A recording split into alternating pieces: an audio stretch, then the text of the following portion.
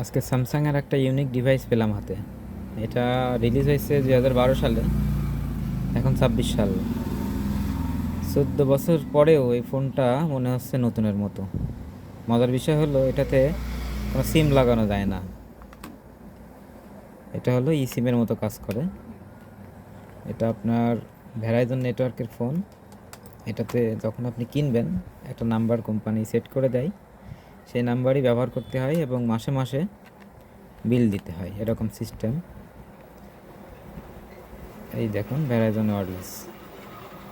তো এটা মজার ডিভাইস, যে ফোন হারাই গেলেও চোর ব্যবহার করতে পারবে না, কারণ সিম তো খুলতে পারবে না।